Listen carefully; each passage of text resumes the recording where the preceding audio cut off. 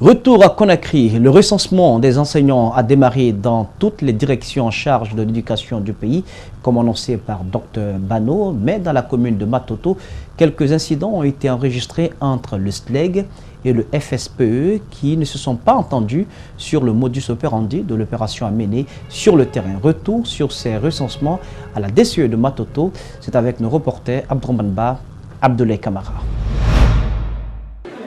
Premier jour de recensement des enseignants. À la direction de Matoto, il a bien démarré jusqu'au moment où se présentent deux membres de la Fédération syndicale des professionnels de l'éducation comme observateurs.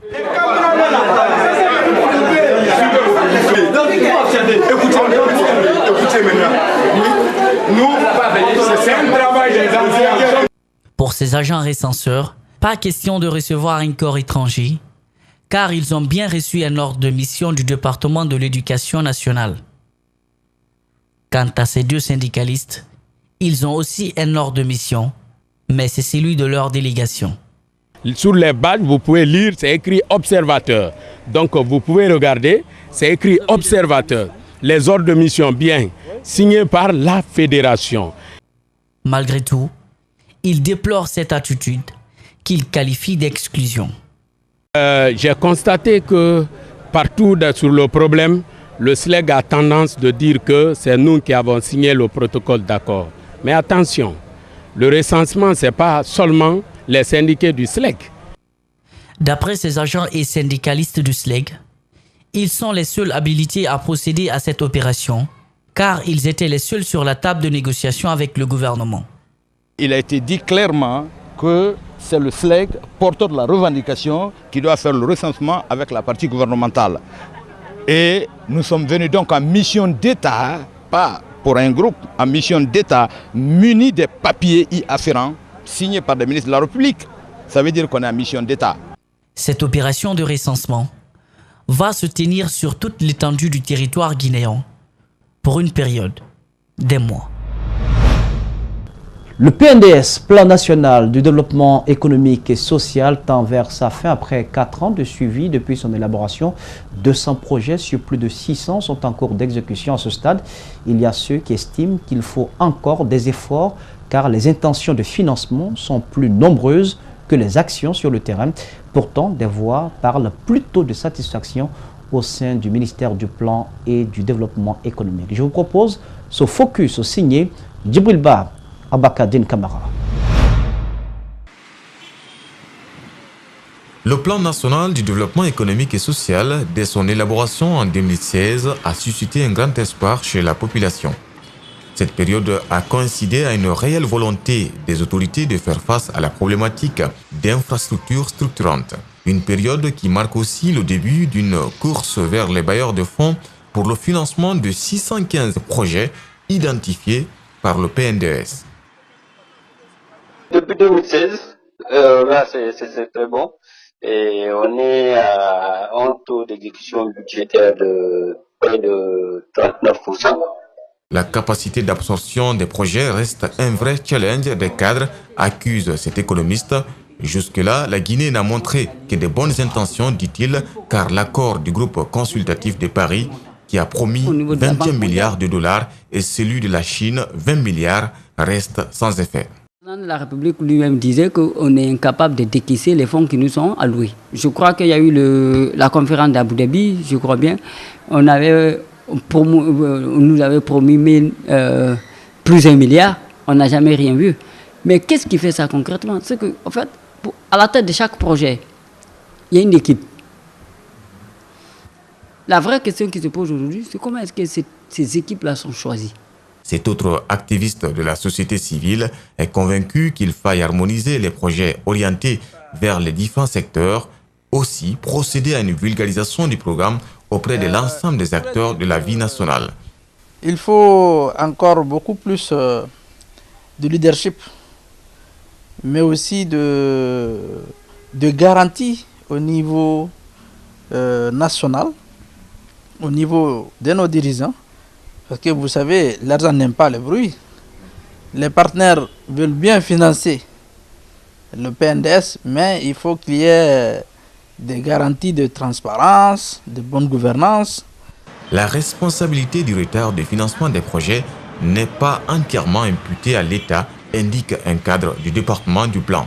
Actuellement, il fait partie de la mission qui est au contact avec les structures déconcentrées du pays. Le problème, c'est pas au niveau du gouvernement seulement, et il y a les bailleurs également qui sont responsables en partie, parce que quand nous préparons des dossiers, on les envoie et des fois ils tardent à réagir. Donc il y a la part du gouvernement aussi qu'il ne faut pas occulter, mais les dispositions sont en train d'être prises pour régler toutes ces questions avec l'arrivée du nouveau directeur, M. Kourouma Famoudou. Et là, toute la direction est en ébullition. Le PNDS de nos jours est adapté au programme d'enseignement des étudiants en sciences économiques, ce qui ne les laisse pas indifférents. Surtout par rapport à notre pays et la situation que nous savons que nous avons dépassée, que nous sommes en train de traverser. Ça va normalement en commun accord avec nos cours, donc c'est bon pour nous. C'est ce plan-là qui va permettre, n'est-ce pas, à notre pays de guider son développement pour les années à venir. Nonobstant les déficits constatés dans l'exécution de certains projets, les uns et les autres fondent leur espoir car une pléiade de bailleurs tels que la BID et la BAD sont à Conakry pour boucler le financement des projets. Faut-il être en décembre pour alerter l'opinion publique sur la présence et les ravages du VIH-Sida? Non, répond la société Star Times. Elle a organisé ce week-end à l'université de Sanfonia une campagne de sensibilisation et de dépistage du VIH-Sida. Star Times et l'ONU-Sida entendent par cet acte mutualiser leurs efforts pour lutter contre les maladies sexuellement transmissibles qui sont très souvent des portes d'entrée au Sida. Reportage Mamadou Boy Diallo, Mohamed Al-Hussein Kamara. L'université de Sanfonia accueille l'équipe de Star Times et de l'ONU-Sida qui mutualisent leurs efforts pour lutter contre les maladies sexuellement transmissibles, y compris le sida. Sur place, les étudiants se font dépister de façon volontaire pour connaître leur statut sérologique. Malgré j'ai fait le test, je suis de négatif, mais cela ne veut pas dire que je dois, me laisser faire. Au fait de connaître de quel groupe sanguin je fais partie et connaître aussi quelle est ma santé, ça a une fierté pour moi. Les responsables de l'université de Sanfonia, qui compte 20 000 étudiants, se réjouissent de cette initiative qui met en avant la santé des étudiants. Cette activité permet de découvrir ces étudiants et s'ils sont séropositifs, nous les suivons et ça leur permet de prendre des médicaments. Et vous savez, aujourd'hui, personne ne meurt du sida si vous prenez les antirétroviraux. Au-delà du volet commercial, la société Star Times évolue aussi dans l'humanitaire. Déjà, le partenariat avec l'ONU-Sida produit des résultats satisfaisants. Star Times s'investit dans tout ce qui est programme avec ONU-Sida pour combattre non seulement le sida, mais aussi d'en empêcher d'autres nouvelles contractions du sida ou toute autre stigmatisation ou alors toute autre discrimination des personnes vivantes avec le VIH-Sida. L'université de Sanfonia constitue la deuxième étape après celle de Gamal de cette campagne de sensibilisation et de dépistage volontaire du VIH-Sida. Cela ne fait plus l'ombre d'aucun doute qu'India et Cancan détiennent les indicateurs les plus faibles en matière de santé maternelle, néonatale et infantile. En riposte à cela, un atelier s'est tenu à Kindia sur l'orientation des cadres du niveau intermédiaire et du niveau opérationnel des structures de santé à la base. L'objectif affiché est d'améliorer l'utilisation des services de santé publique. Mamadou Sadio Baldé. Le renforcement de l'offre de santé. Des kits sont préparés pour servir les postes de santé, des hôpitaux et de centres de santé. Une liste de médicaments traceurs sera émise en faveur des structures sanitaires. Il y aura également le renforcement de capacité des agents de santé locaux. L'autre attitude pour nous sera la prise en charge des indigents.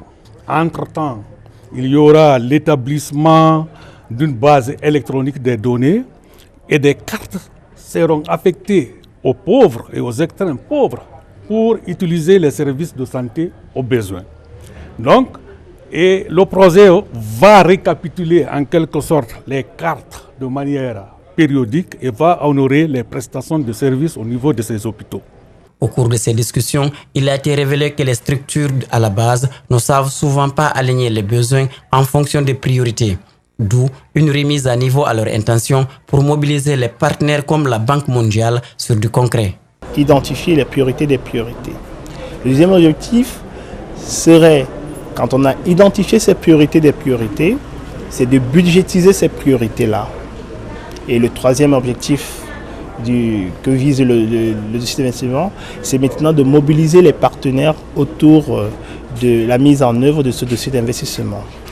Et donc la Banque mondiale a répondu favorablement, tout comme d'autres partenaires. Le projet corrige les insuffisances en matière de ressources humaines, fourniture de médicaments et de consommables. Tous les recrutements au niveau de la fonction publique dans le secteur de la santé n'ont pas produit jusque-là des résultats escomptés. Pour corriger cette insuffisance, va procéder à un recrutement local. Tu es de Télimélé, tu as passé des années de stage en tant que bénévole dans la préfecture de Télimélé, tu y es resté parce que peut-être c'est chez toi, c'est là-bas que le concours, après le concours, tu seras affecté. Sur la base des études de terrain, il a été prouvé que les régions de Kankan et de Kindia ont les indicateurs les plus faibles dans le domaine de la santé maternelle, néonatale et infantile.